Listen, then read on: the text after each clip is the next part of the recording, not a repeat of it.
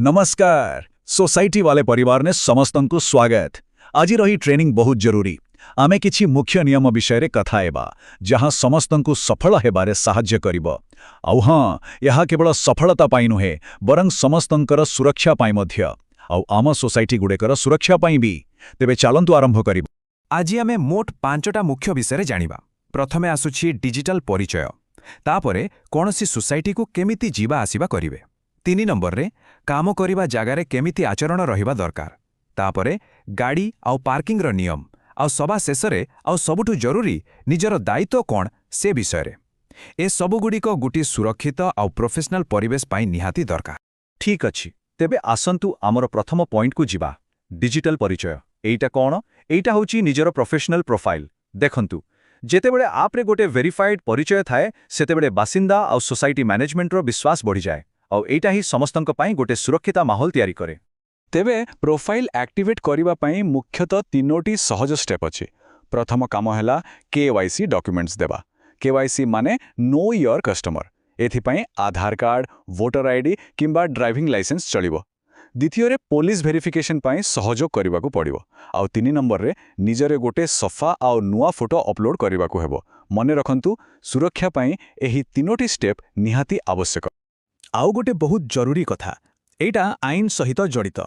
Society वाले रे शिशु श्रम को नहीं जीरो टॉलरेंस पॉलिसी अछि, माने एहा आदौ चलिबो नाही।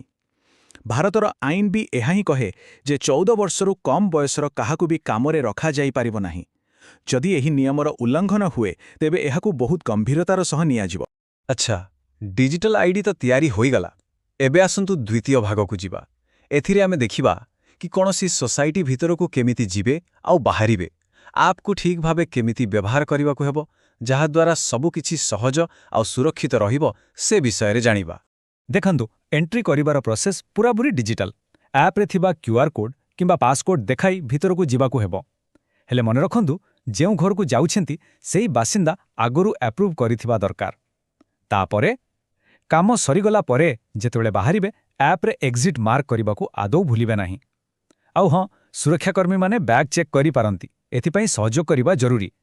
एमिति कले गेट पाखरे विलंब हुएनी आउ सिक्योरिटी रेकॉर्ड भी ठीक रहे। चालंतु एबे तृतीय विषय को आसीबा। काम करिबा जागारे आचरण विधि। सोसाइटी भितर को गला परे निजर व्यवहार ही निजर परिचय। एहा निजर प्रोफेशनलिज्म देखाए।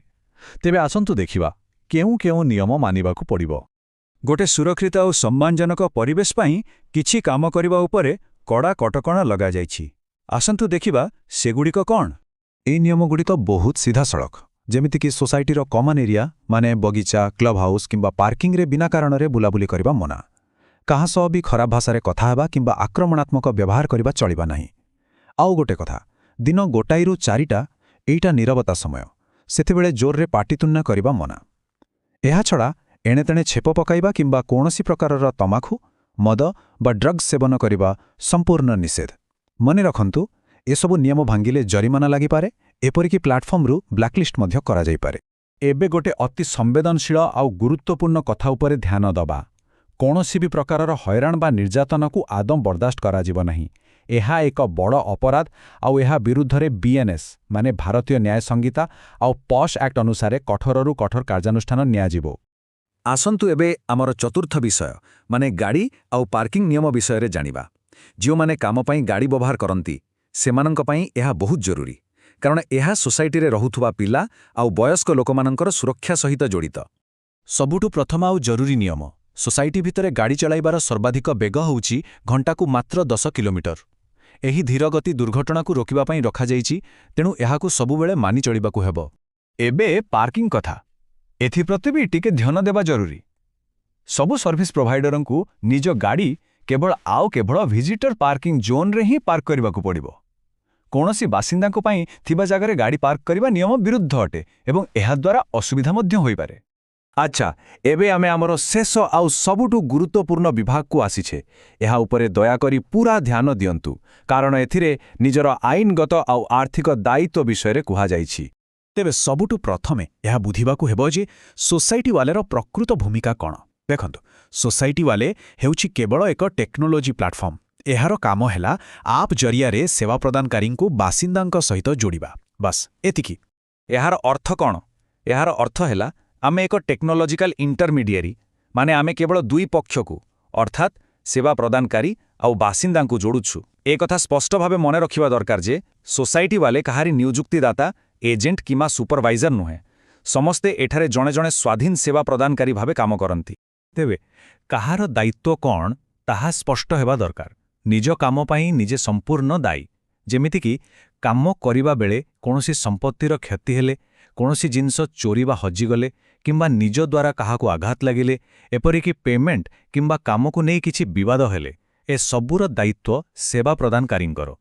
ସୋସାଇଟି ବାଳେର ଭୂମିକା ହେଲା କେବଳ ଆପ୍ ପ୍ରଦାନ କରିବା, ବାସିନ୍ଦାଙ୍କ ସହ ଯୋଡ଼ିବା ଆଉ ସୁରକ୍ଷା ପାଇଁ ଏଣ୍ଟ୍ରି ଏକ୍ଜିଟ୍ର ରେକର୍ଡ ରଖିବା। ଏହାକୁ ଆହୁରି ସରଳ ଭାବରେ କହିଲେ, ନିଜ କାମ ଆଉ ତା ଦ୍ୱାରା ହେଉଥିବା ଯେକୌଣସି କ୍ଷତି ପାଇଁ ସେବା ପ୍ରଦାନକାରୀ ହିଁ ଏକମାତ୍ର ଦାୟୀ ରହିବେ। ଅର୍ଥାତ୍ ବାସିନ୍ଦାଙ୍କ ତରଫରୁ କୌଣସି ଆଇନଗତ କିମ୍ବା ଆର୍ଥିକ ଦାବି ଆସିଲେ ତାହା ସିଧାସଳଖ ସେବା ପ୍ରଦାନକାରୀଙ୍କ ଉପରେ ଲାଗୁ ହେବ, ସୋସାଇଟି ବାଲେ ଉପରେ ନୁହେଁ।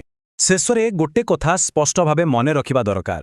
ସୋସାଇଟି ବାଲେ ଆପ୍ ବ୍ୟବହାର କରିବାର ଅର୍ଥ ହିଁ ହେଉଛି ଏହି ସବୁ ନିୟମକୁ ଭଲ ଭାବେ ବୁଝିଛନ୍ତି ଆଉ ତାକୁ ମାନିବା ପାଇଁ ରାଜି ହେଉଛନ୍ତି। ଯଦି ଏହି ନିୟମଗୁଡ଼ିକର କେବେ ବି ଉଲ୍ଲଂଘନ ହୁଏ, ତେବେ ପ୍ଲାଟଫର୍ମରୁ ତୁରନ୍ତ ହଟାଇ ଦିଆଯାଇପାରେ। ଆମେ ସମସ୍ତଙ୍କର ସଫଳତା କାମନା କରୁଛୁ, ଆଶା କରୁଛୁ ସମସ୍ତେ ସୁରକ୍ଷିତ ରହିବେ ଆଉ ପ୍ରଫେସନାଲ ଭାବେ କାମ କରିବେ। ଧନ୍ୟବାଦ।